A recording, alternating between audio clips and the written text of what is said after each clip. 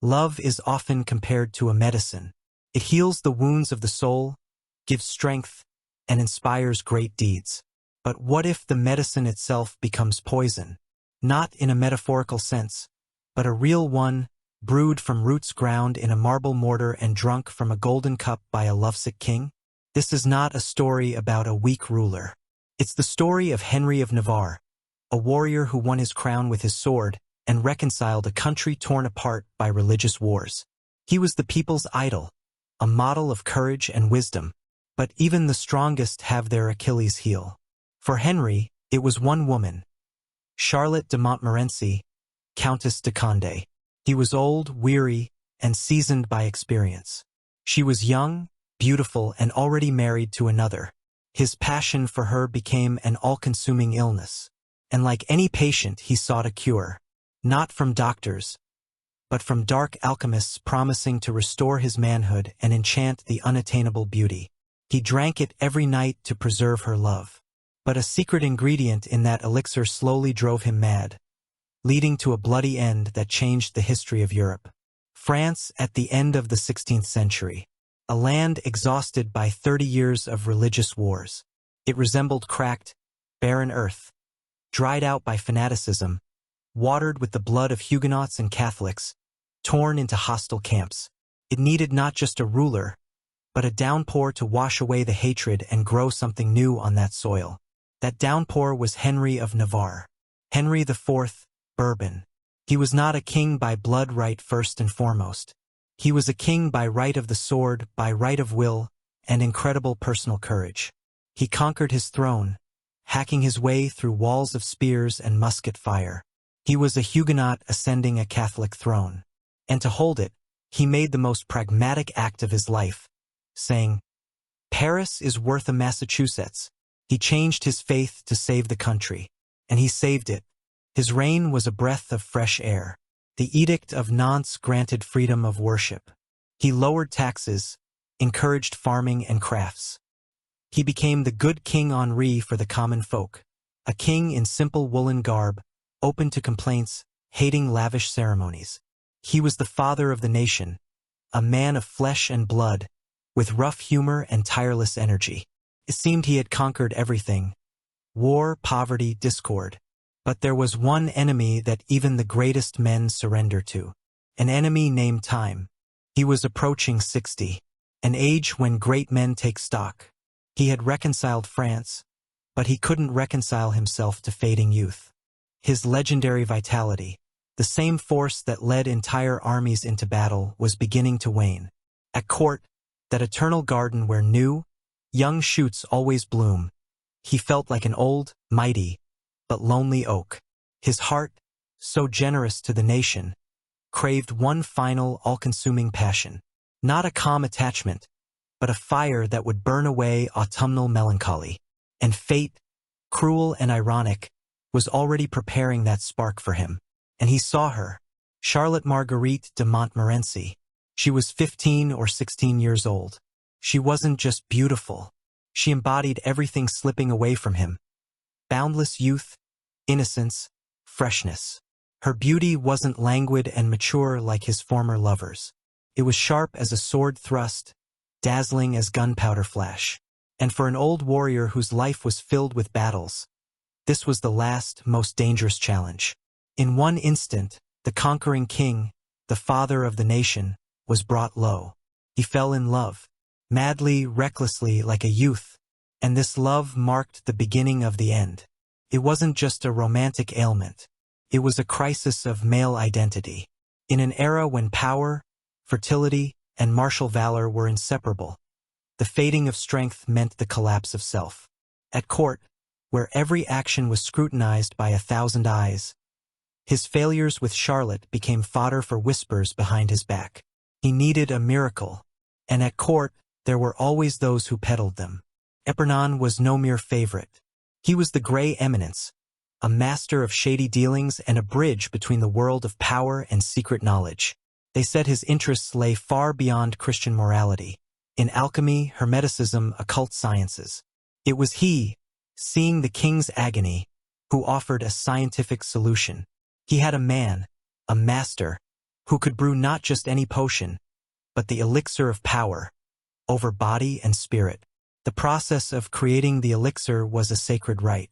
According to the recipes of the time, the base was placed in a marble mortar, ground pearls, symbolizing purity and immortality, gold filings, symbolizing the sun and royal might, powder from a rhinoceros horn, a legendary aphrodisiac, valued at its weight in gold. Rare spices were added: nutmeg, cinnamon, saffron, to ignite the inner fire. It was all mixed with expensive wine or brandy. But this was just the shell. And here was the secret ingredient, pulvis epilepticus, the falling powder. In various treatises, this name concealed different things. Ground brain of an executed criminal, mummy powder, but most often, powder from human skulls, cranium humanum. The occult logic was monstrously simple. To subdue a will, to enchant, to gain strength, one had to consume the substance of will. What was once the vessel of another's mind and soul? It was cannibalism elevated to a magical ritual. The effect was immediate and deceptive. The king felt a surge of warmth, as if young blood had been poured into his veins. His heart beat faster, his thoughts cleared, and above all, that confidence returned, that very strength. He felt like a lion again. But it was the strength of toxic excitement, a chemical inferno in the body. The mind cleared only for one purpose, the obsessive idea of Charlotte. And with each new dose, the link between desire and madness grew ever thinner. The elixir did its work, but not as intended. It didn't enchant Charlotte from hundreds of kilometers away.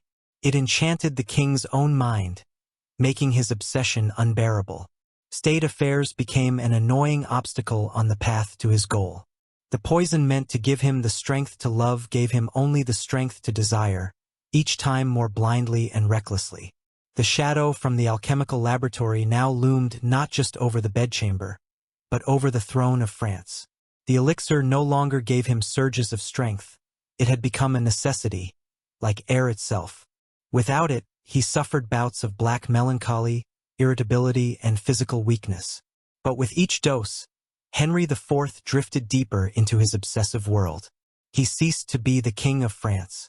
He became the king of an illusion, where the only reality was Charlotte de Condé, and the only goal was possessing her, at any cost. Your Majesty, the treasury is depleted from past campaigns. A war with Spain over personal matters would be a catastrophe. The army isn't ready. Our allies owe us no support. Raise the funds. Prepare the cannons. I won't let that boy husband and the Spanish upstart laugh at me. She must be here. In the Louvre, the shrewd, calculating politician who once changed faith for peace was now ready to plunge the country into a new slaughter over a woman. His closest circle was horrified. This was no longer passion, it was mania poisoning the very source of royal wisdom. In this haze, Henry became fatally vulnerable. His recklessness grew, and his enemies multiplied. Even those supplying the poison began to sense the danger. The king's madness was spiraling out of control, threatening everyone near him. Perhaps at that moment, minds like Epernon's started hatching cold calculations. A poisoned king leading the nation to ruin was a threat. But a dead king, fallen victim to a fanatic, was a tragedy that allowed others to seize power. And so, the king's bedroom. Henry awakens from a terrible migraine, a classic symptom of chronic poisoning by heavy metals or alkaloids. He cancels his morning outing, complaining of illness. His face is pale, his hands tremble slightly. He sits on the edge of the bed, head in his hands. But then, as if remembering something, he rises. Perhaps the thought of the elixir waiting with sully flashes through his mind? Or just the unbearable solitude with his pain and obsessive thoughts? He orders the carriage brought. A fateful decision. The guards are lax, the king was just ill. He's heading not to an official ceremony, but to a friend's. Paris that day is stifling, streets narrow and crowded with festival preparations. And in that moment, the gap between body and carriage, between king and crowd, vanishes. Ravaillac takes 2 quick steps. He leaps onto the step. First strike. The knife plunges between the ribs. Henry cries out more in surprise than pain. He stares at the assassin with wide eyes, filled not with fear, but utter confusion. "It's nothing," he whispers. Second strike, and third. The king's body goes limp. Thus ended the path of the good King Henri. Not in battle, not in bed, but in the muck of a Parisian street, stabbed like cattle. The investigation was swift and superficial. Ravaillac, without allowing possible connections to be revealed, was quartered on the Place de Grève. The version of a lone religious fanatic suited everyone. Closed the matter, but questions remained. Was it too convenient for too many to blame it all on a madman?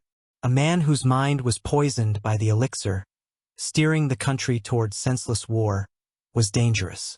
His death, by God's hand, saved France from catastrophe, and it paved the way for new powers to rise. The love potion meant to strengthen the dynasty through a new, young queen led to the opposite. It left the throne to a minor heir, doomed the country to years of regency and turmoil, and ultimately paved the way for the absolute power of cardinals ruling in place of the Bourbons. The poison worked, just not as the one who drank it expected. Was the elixir the cause? There are no direct proofs, but circumstantial evidence paints a troubling picture. The mad, uncharacteristic obsession, the sharp change in behavior and health, the presence of shadowy figures in his circle. The love potion, meant to preserve the dynasty through a new heir from Charlotte, in fact led to the reverse. It destroyed the king himself, making him reckless and vulnerable. It left France without a strong ruler on the brink of new upheavals.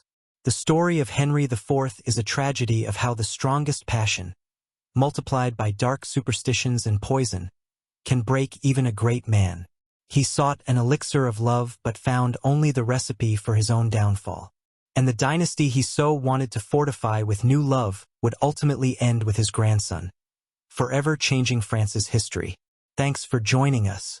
If the story made you ponder where passion ends and madness begins, give it a like and subscribe to our channel. We look forward to your comments. See you in the labyrinths of history.